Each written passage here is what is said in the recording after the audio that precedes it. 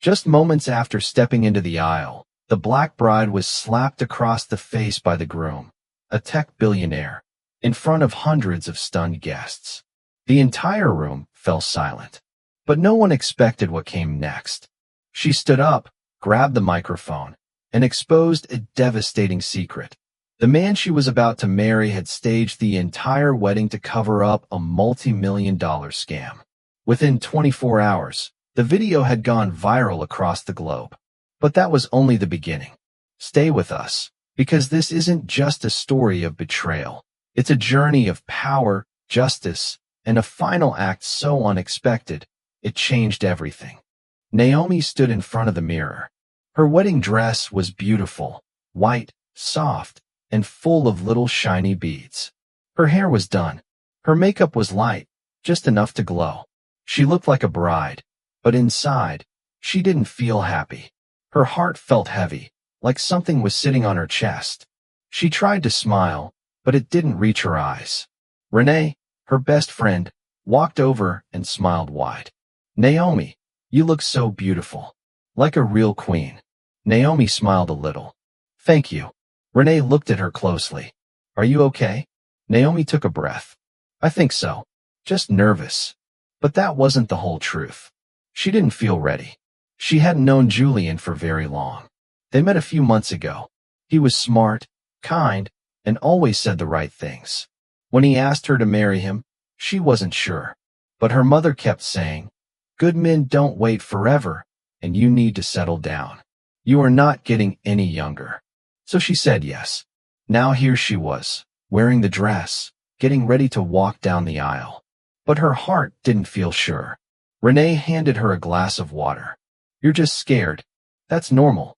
Every bride feels that way. Naomi nodded. Yeah, maybe. But deep inside, something didn't feel right. And that feeling wouldn't go away. Her fiancé Julian was not born rich. He came from a simple middle-class family, like Naomi's. But over the last few years, something changed. Julian became rich. Very rich. He told people he was into tech, that he had started something online that took off. No one really understood what he did, but the money was real. Expensive car, new house, designer clothes. He had it all. His mother Victoria was proud of him. Extremely proud. She walked with her head high, always talking about how Julian was now one of the top young men in their town. Self-made, she would say with pride. Smart, driven, successful. And because of that, she believed Julian deserved someone just as high level as he had become. She didn't think that person was Naomi.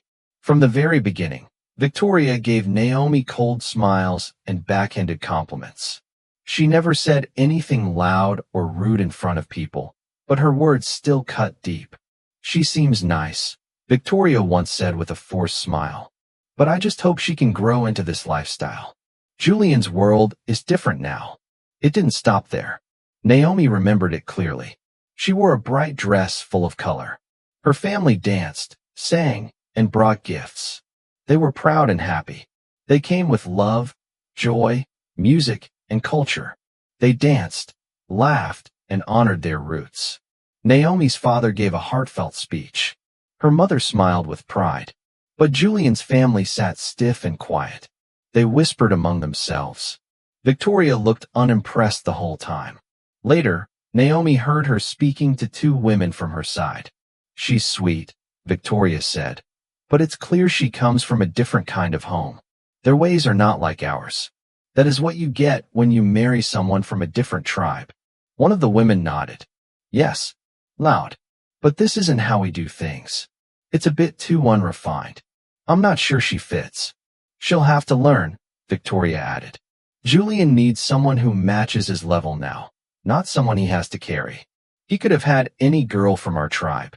She is lucky he chose her. Naomi stood nearby, out of sight, holding her breath. Her eyes burned. Her heart broke a little more. That night, she told Julian what she had heard. She doesn't mean it like that, Julian said quickly. My mom just worries about, what? Naomi asked. That I'm not rich enough? That my family doesn't match yours? Julian sighed and looked at his phone. Just let it go, please. We're almost at the wedding. Can we not do this now? He never defended her. Not once. In the days before the wedding, Naomi felt Julian slipping further away. He stopped calling as much. When she called him, he was short, distracted, always in a rush, always handling something. She tried to tell herself he was just stressed, that once the wedding was over things would go back to normal. But deep down, she knew something was wrong, and nobody wanted to talk about it. Naomi stood by the door of her room. It was almost time to walk into the event hall and begin the ceremony. Her heart was beating fast. Her palms were sweating. Renee had just gone ahead to help organize the flower girls. Naomi needed a moment alone. She took a deep breath and reached for the door handle. Just as she stepped out into the hallway, she heard voices around the corner. Two men were talking quietly. She recognized one of them. It was one of Julian's groomsmen. The other voice she didn't know, but it sounded older. "She's pretty," the older man said. "Yeah," the groomsman replied, "but you know Julian. He's not ready to settle down. He just wants to look responsible. He says this girl Naomi is the perfect pick. Conservative, quiet, won't poke her nose where she shouldn't." The other man laughed. "Wow. Exactly," the groomsman said. "Once this is done, they'll back off." Naomi froze. Her heart felt like it stopped. What were they talking about? Who were they? Why would Julian say that? She backed away quietly before they could see her. She waved it off as just gossip. Julian wouldn't say something like that. She didn't understand what it meant, not fully, but it didn't feel right. Nothing about it did. A few minutes later, the music began to play. The doors opened. Everyone stood. Naomi walked down the aisle. The room was full, but it felt empty. She looked around. Some guests smiled, but many of Julian's family looked away. Some stared without warmth. Victoria didn't smile at all. Her face was blank. Cold. Julian stood at the front wearing a clean suit. He looked handsome, but not excited. He didn't look at Naomi until she was right in front of him. And when he did, it wasn't with love. It was like he was sizing her. "You look good," he said softly. "Thank you," Naomi whispered, trying to keep her voice from shaking. The ceremony began. The pastor spoke. Vows were read. But Naomi felt numb, like she was watching herself from far away. Then came the part Naomi had been waiting for. "Now the couple will jump the broom," the pastor said. Naomi turned to Julian with a soft smile. "It's a tradition in my family. We've done it for generations." Julian looked at the broom placed gently in front of them. Then he scoffed. "I'm not doing that." Naomi's face fell. "Why not? It means a lot to me." "It looks silly," Julian said, not even lowering his voice. "We don't need to do all this backward stuff." "It's not silly," Naomi said quietly but firmly. "It's part of my culture. My parents, my grandparents, they all did this. It's important to me." Julian shook his head. "Let's just move on. This isn't the time for this kind of thing." The pastor looked unsure. Guests whispered. Naomi stood still, her heart breaking in quiet. In that moment, she realized something. He didn't respect her. Not her family. Not her culture. Not her. But a small voice told her she might just be overthinking things, and he might not mean it like that. After a few minutes, that was over, and they all headed to the hall. The reception hall was beautiful. Golden lights from the ceiling. Flowers filled every table. The air smelled like roses and soft perfume. Music played in the background. Guests laughed and clinked glasses. But Naomi didn't feel like a bride. She stood near the entrance watching everyone. People came to hug her, say congratulations, and smile for pictures. But none of it felt real. Julian was across the room, not beside her, not holding her hand. He was near the bar, whispering again with the same man she had overheard before the ceremony. The man who said Julian just wanted to look responsible. Every time Naomi looked his way, Julian was on his phone, texting, checking something, laughing quietly. Not once did he turn to check on her. Renee came over and handed Naomi a drink. "You okay?" Naomi gave a weak smile. "I feel like I don't belong here." Before Renee could answer, the DJ tapped the microphone. "Everyone, please welcome the groom's mother, Victoria, for a few words. Victoria stood slowly, holding her glass of wine. Her smile was wide, but her eyes were sharp. The room grew quiet. "I just want to thank everyone for coming today," she began. "Today is special. My son Julian has always been a man of vision, a hard worker, a builder, and now he has taken another bold step." She turned slightly and looked at Naomi. "It takes strength and courage to marry someone from a different background, someone with different customs. But Julian has always had a generous heart. He's always been open-minded, willing to give others a chance, even when they come from worlds far from his own." There was a pause. The room was silent. Some guests shifted in their seats. Naomi felt her chest tighten. Her throat went dry. She looked at Julian, hoping he would say something. Anything. But he just stared at his glass, quiet. He didn't look up. He didn't defend her. He let his mother say those things in front of everyone. The applause was small, a few claps here and there, mostly silence. Renee reached out and held Naomi's hand. Naomi squeezed it hard to keep from crying. She had never felt more alone. The wedding cake stood tall in the center of the hall, 4 layers of smooth white icing decorated with gold lines and soft pink flowers. A small crowd gathered around as the music slowed and the lights dimmed. It was time for the cake cutting. Naomi stood beside Julian. She tried to smile for the camera, but her heart was tired. Her cheeks hurt from fake smiles. Her chest felt tight from holding in so many feelings. Then Julian's cousin Lillian took the mic. Lillian was the one who had baked the cake. She wore a bright green dress and a proud smile. She cleared her throat and looked around. "I just want to say how proud I am to be part of this beautiful celebration," she said. "This cake, like this marriage, is built on love. Love, support, and family." People nodded. Then her voice changed.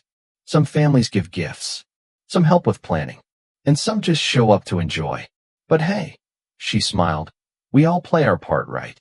A few people laughed quietly. Some looked away. Naomi froze. She felt the words hit her like a slap. She looked around. Eyes darted. Whispers grew. Her family, her parents, they had tried their best. They gave what they could. They had love, not money. But now they were being mocked for everyone to hear. Naomi turned to Julian, her voice low and shaking. "Did you hear that?" Julian didn't meet her eyes. "It's nothing. Just a joke." "No, it's not," Naomi said. "It was disrespectful. And you're just going to let her say that?" Julian sighed. "Can we not do this here? You're making a scene." Naomi stepped back. "A scene? Your mother insulted me. Your cousin mocks my family. And you say nothing. I'm tired of this." Julian put down his drink. His face was tight. "Stop. This isn't the time." "No," Naomi said louder now. "If you won't do anything, then I will.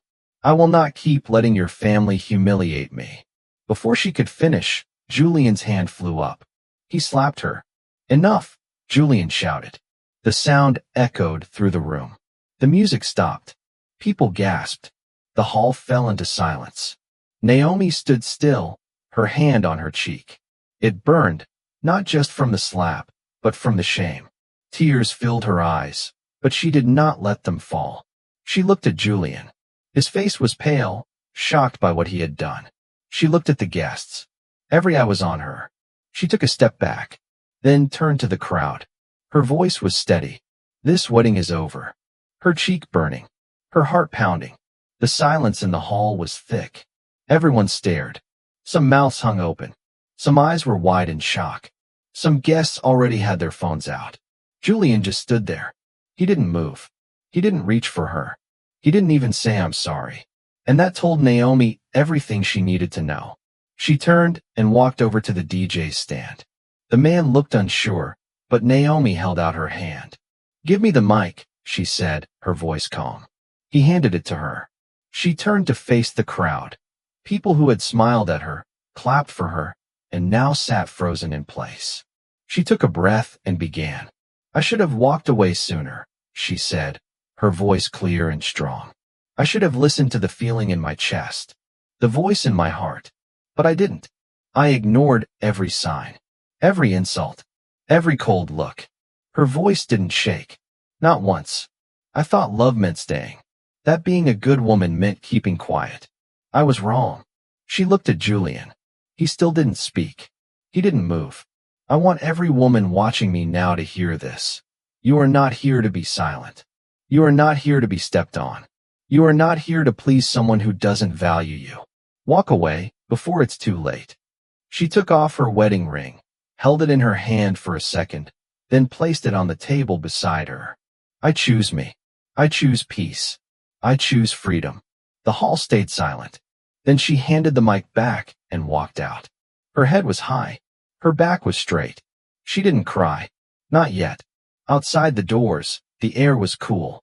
It hit her face like a hug. Her heels clicked against the ground as she walked toward the parking lot. Naomi.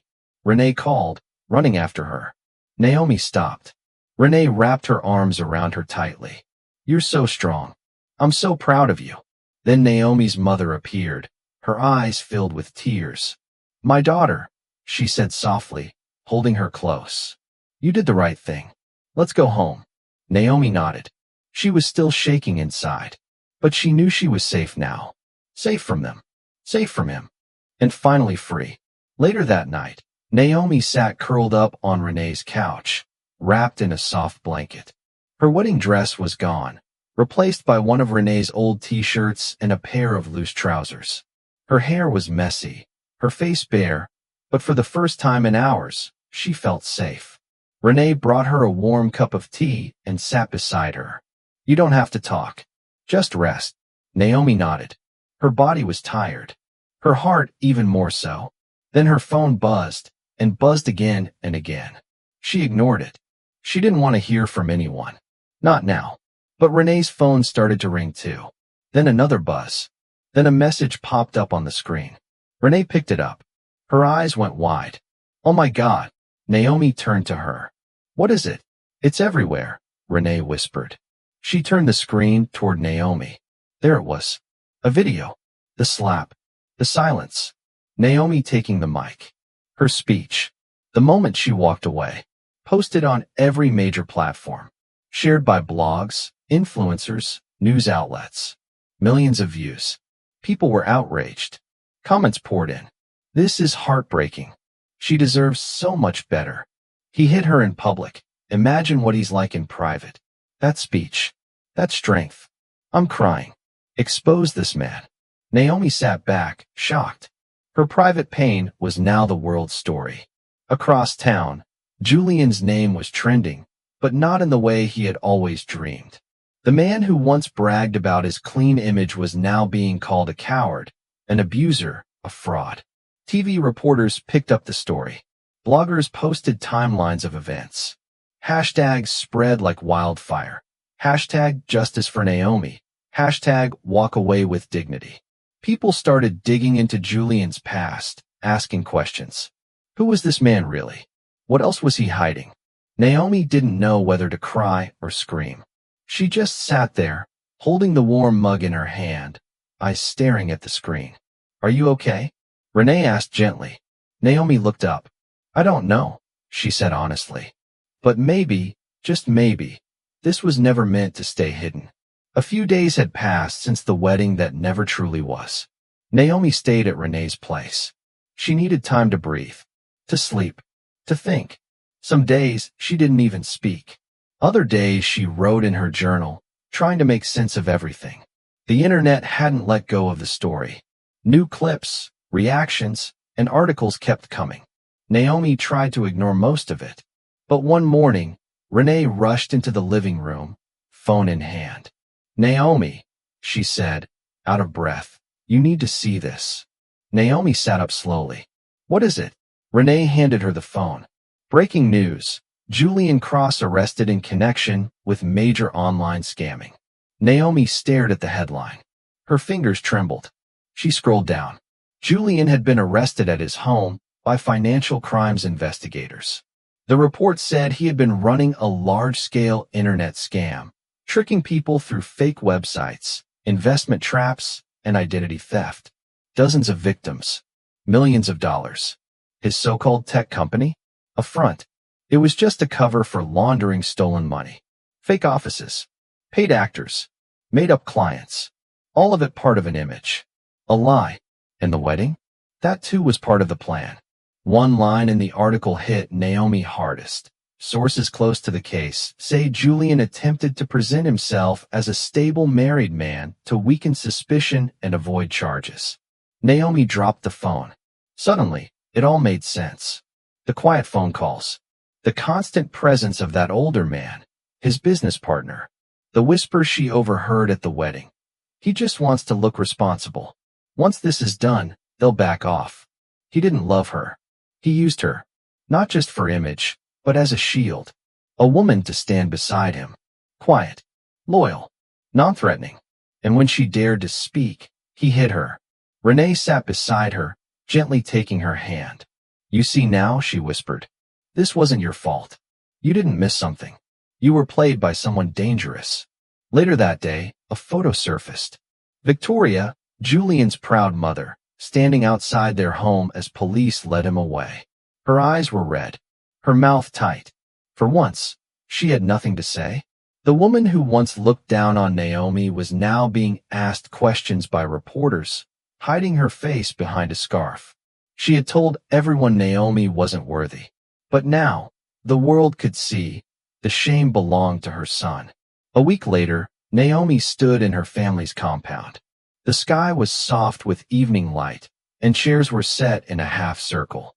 Her uncles, aunts, cousins, and neighbors gathered quietly. They weren't there to celebrate a wedding. They were there to close a chapter. On a small tray sat the returned bride price, envelopes of money, wrappers, small gifts. All of it placed neatly, waiting for someone from Julian's side to collect it. No one came. The table across from them sat empty. Victoria and the rest of Julian's family had been invited. But after the arrest, the trial, the shame, they stayed away. Julian's case had moved fast. The evidence was clear: documents, messages, fake company records. Everything was there. He was found guilty, sentenced to 20 years in prison. Every car, house, and account was seized by the Financial Crimes Unit. His image, once clean and sharp, was now dirted beyond repair. Victoria had gone silent. The woman who once looked down on Naomi now hid from the world. Her neighbors whispered. Her friends avoided her. Naomi watched as her uncle stood, lifted the bride price tray, and handed it to a local elder. The elder nodded, and the return was made official. No one clapped. There was no music, but there was peace. Later that night, Naomi and her mother sat outside under a tree. The air was cool, quiet. Her mother held her hand and looked at her with soft eyes. I'm sorry, she said. Naomi turned to her. For what? For rushing you. For pushing you. I thought I was doing the right thing. I just wanted you to have someone. To be taken care of. I know, Naomi whispered. Her mother looked away, then back. But I forgot that in the end, you are the one who has to live with the man. Not me. Not anyone else. From now on, I won't pressure you anymore. Naomi nodded. Her eyes filled with tears, but this time, they were soft ones. Not from pain, but from love. I'll wait, her mother said. For the right one. With you. And in that moment, Naomi felt something deep inside her begin to heal. It had been months since the wedding that never was. Naomi now lived in a small but cozy apartment not far from Renee's. The walls were soft yellow, the curtains light and airy.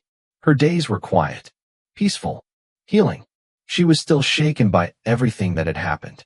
Sometimes she woke up from dreams that left her heart racing. Sometimes she heard echoes of voices that once made her feel small. But each morning, she reminded herself, you walked away. You saved yourself. One evening, Naomi sat on her small balcony. A warm breeze blew through her hair. In her lap lay an old leather-bound journal, one she hadn't touched in years. She opened it slowly and began to write. Today I chose me. Not just once, but every day since I walked away. I didn't just escape a wedding. I escaped a life that would have crushed my soul. And I'm not ashamed. I'm proud. She wrote about the signs she ignored. She wrote about the slap, She wrote about the silence. She wrote about the voice she found again. When she was done, she showed the pages to Renee. Renee read in silence, then looked up with tears in her eyes. Naomi, this is not just a journal. This is a book. Naomi laughed. A book? Yes, Renee said. You have no idea how many women need to hear this. How many feel stuck, afraid, quiet? Your story can give them a way out. At first, Naomi wasn't sure, but Renee helped her. Together, they typed up the pages. They found a publisher, and not long after, the book came out. I Walked Away, a true story of courage and freedom by Naomi Oae. And it didn't take long before it became a bestseller. People around the world wrote to her. Messages of love, hope, and strength filled her inbox.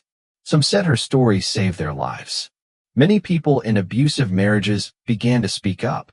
Not just women, but men too, trapped in emotionally abusive relationships. Naomi sat in her living room one afternoon, holding a fresh copy of her book. Her name on the cover. Her truth in every word. She smiled. She wasn't the girl in the wedding dress anymore. She was the woman who chose herself. The woman who turned her pain into purpose.